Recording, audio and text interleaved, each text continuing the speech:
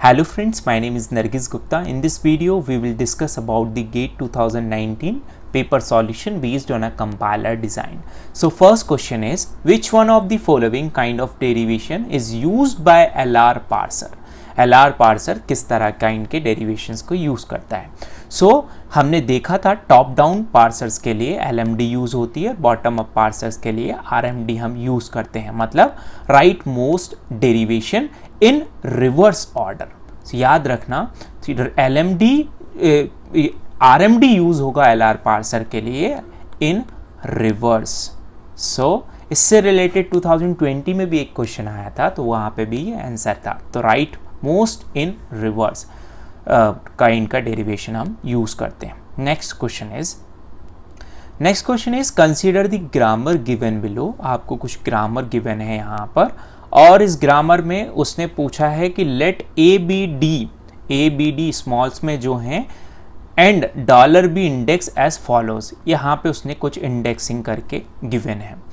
Compute the follow set of the non terminal b and write the index value for the symbol in follow set in descending order. याद रखना descending order में पूछा है। For example in follow set is $ABD है, then answer should be 3210। ये code उसने यहाँ पे गिवन है।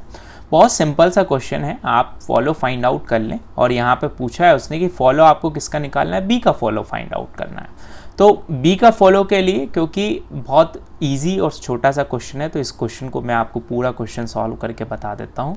How to calculate first and follow already हम वीडियो बना चुके हैं सब, क्योंकि फॉलो के लिए यदि फॉलो जब आप निकाल रहे हैं तो कहीं पे आपको एप्सिलॉन आ जाता है, तो वहाँ पे आपको फॉलो की जगह एप्सिलॉन कभी नहीं आता है। बट फॉलो जब आप कैलकुलेट कर रहे होते हैं, किसी वेरिएबल के बाद में कोई वेरिएबल आ जाए, तो उसके लिए आपको फर्स्ट की भी रिक्वायरमेंट पड़ती है, तो हम फर्स्ट भी कैलकुलेट कर लेते हैं। तो हमारे पास में वेरिएबल है एस है, ए है, और हमारे पास में बी है और डी है। मैं आपको करके दिखा देता हूँ, तो एक बार आपका रिकॉल हो जाएगा। S produces the A is a variable, तो आपको उस वेरिएबल पे आना पड़ेगा। ए ऑल्सो प्रोड्यूसेस दी बी, आपको बी पर आना पड़ेगा। तो बी से आपको क्या मिल गया यहाँ पे, बी स्मॉल बी। तो एस का जो फर्स्ट है वो क्या मिला आपको, एक स्मॉल बी। उसके बाद में क्योंकि बी की जगह आप एप्सिलॉन रख देंगे, तो डी को भी आपको देखना पड़ेगा। तो एस के फर्स्ट क्या हो गया आपके, बी और डी, और साथ में क्या आ गया आपका एप्सिलॉन बी। तो ये आपके फर्स्ट निकल गए एस के। सेम ए के निकालेंगे तो ए के भी सेम निकलेंगे, बी डी और एप्सिलॉन। बी के यदि देखेंगे तो बी और एप्सिलॉन, डी के यदि निकालेंगे तो डी और एप्सिलॉन। ये आपके निकल गए फर्स्ट। अब फॉलो निकालना है, तो एस देख लें आप, एस राइट हैंड साइड में कहीं है, नहीं है, तो फॉलो आपका $, हो गया।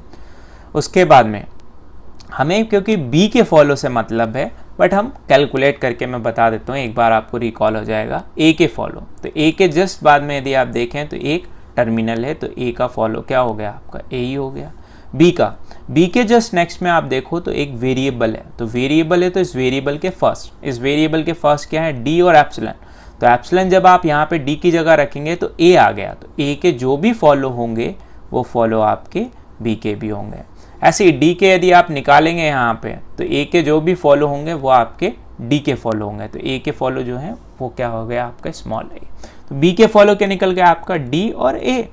बस आपको क्या करना है, डिसेंडिंग ऑर्डर में लिखना है इसको। तो ए और डी लिख लें, क्योंकि ए का कोड कितना है 3 और डी का कोड कितना है आपका 1, तो 3 और 1 is the answer in descending order. Next question is consider the following grammar and semantic action to support the inherited type declaration. So यहाँ पे बेसिकली ये क्वेश्चन एसडीटी से रिलेटेड है, इनहेरिटेड टाइप डिक्लेरेशन की बात कर रहा है। This is the type of syntax directed translation. Inherited type में क्या होता है कि जो भी आपका लेट सपोज आपके पास में यहाँ पे है ए प्रोड्यूसेस दी बी और सी। सो जो भी चाइल्ड होंगे वो इनहेरिट करेगा, पेरेंट की प्रॉपर्टी से ले सकता है या फिर उसके सिबलिंग से ले सकता है। तो इनहेरिटेड टाइप का मतलब उसके किसके एट्रीब्यूट ले सकता है, पेरेंट के या फिर उसके सिबलिंग के। तो यहाँ पे आप देखिए क्वेश्चन क्या कह रहा है, ये consider the following grammar and the semantic actions to support the inherited type declaration attributes. Let x1 x2 x3 x4 x5 and xx be the placeholder for the known terminal D, T, L और L1 in the following table। यह आपको table given है।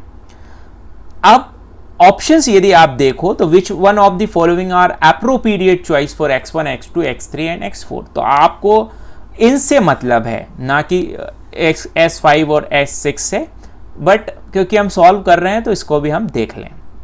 देखिए, आप सबसे पहले इस grammar को, इस पूरे ग्रामर के अंदर इन रूल्स को यदि आप देखें, ये आपके पास रूल्स लिखे हुए हैं, एक्शंस लिखी है, सिमेंटिक रूल्स हैं।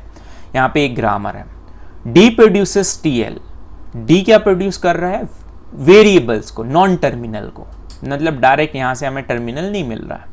टी आपका इंट प्रोड्यूस कर रहा है, टी फ्लोट प्रोड्यूस कर रहा है, एल L1 को प्रोड्यूस कर रहा है, आईडी को कर रहा है, एल प्रोड्यूसेस दी आईडी। तो हम यहाँ से स्टार्ट करें बॉटम टू अप। एल क्या प्रोड्यूस कर रहा है? आईडी। आईडी प्रोड्यूस कर रहा है तो आईडी इज अ टर्मिनल। ठीक, अब क्योंकि यहाँ पर S6 की बात कर रहा है वो, तो S6 की बात कर रहा है तो ऐड टाइप जो भी आएगा हमें इससे मतलब नहीं है, हमें इससे मतलब है x1, x2, x3, x4 से। ये तो डायरेक्ट आपका आईडी टाइप का कर देगा। यहाँ पर यदि आप देखें तो x3 और x4, इन पे आने से पहले मैं ऊपर आपको समझा दूं तो और क्लियर हो जाएगा। डी प्रोड्यूसेस, डी क्या प्रोड्यूस कर रहा है? एक टी को और एक एल को, इन दोनों को प्रोड्यूस कर रहा है। तो क्या बोल रहा है? x1 डॉट टाइप जो होगा वो x2 डॉट टाइप होगा। तो x1 डॉट टाइप जो होगा वो x2 डॉट टाइप होगा। तो यदि आप इन ऑप्शंस की बात करो, इतने सारे हमारे पास में ऑप्शंस हैं, इन ऑप्शंस में मैं फर्स्ट वाले ऑप्शन को लेकर चलता हूं और यही आपका करेक्ट ऑप्शन है। तो फर्स्ट वाला ऑप्शन देखिए, x1 की जगह l और x2 की जगह t, मतलब x1 क्या है आपका? l, ये वाला। ये क्या हो गया आपका? ये यदि आप देखें यहाँ पे तो ये पेरेंट है, तो ये उसका सिबलिंग है। तो क्या क्या डेफिनेशन होती है इसकी? इसकी डेफिनेशन यही होती है कि भाई या तो पेरेंट को इनहेरिट करेगा या फिर सिबलिंग को इनहेरिट करेगा। तो ये हो गया आपका l।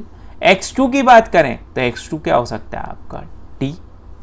तो ये हो गया आपका, क्योंकि t आपका लेफ्ट हैंड साइड में है, यहाँ पे रूल भी है कि पहले आपका लेफ्ट वाला कौन आपका? लेफ्ट वाले सिबलिंग की बात करेगा, मतलब लेफ्ट सबट्री में जो है। तो लेफ्ट सबट्री में क्या है? टी किसको इनहेरिट कर रहा है आपका? एल में। तो ये तो एल और टी कंफर्म हो गया हमें। अब बात आती है x3 और x4 की। जब x3 और x4 की बात करें आप, तो यहाँ पे देखना L1 जो है, पहले L1 कहाँ से आया आपका? जब L आया होगा, क्योंकि भाई L1 की वैल्यू कहाँ रख रहे हैं आप? L में। और यहाँ पे क्या? आईडी तो आप डायरेक्टली निकाल चुके हो। आईडी किससे प्रोड्यूस हुआ था आपका? L से। तो पहले तो आपने आईडी कैलकुलेट कर लिया, वो किससे मिल गया आपको? L से। तो ये आईडी L से मिल गया, मतलब ये तो कंफर्म हो गया कि x4 में क्या आ गया आपका? यहाँ पे L आ गया। ठीक, क्योंकि L से ही आपका आईडी मिला था।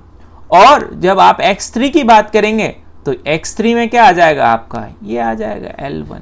तो x3 में ये L1 आ गया। मतलब जो सबसे पहले आप बॉटम टू अप इसलिए हम चले क्योंकि आपने यहाँ पे आईडी की वैल्यू आपको यहाँ से L से मिल गई, और उसके बाद में L1 आपको मिल गया, और ऊपर तो आपका सिंपल सा रूल लग गया इनहेरिटेड SDT का, तो सिंपल सा वो रूल लग गया। तो ऑप्शन यदि 1 देखें आप, तो this is the correct option और correct choice for this question. This is all about the GATE 2019 paper solution based on a compiler design. Next video we will discuss about the GATE 2018 paper solution based on a compiler design. Thank you so much.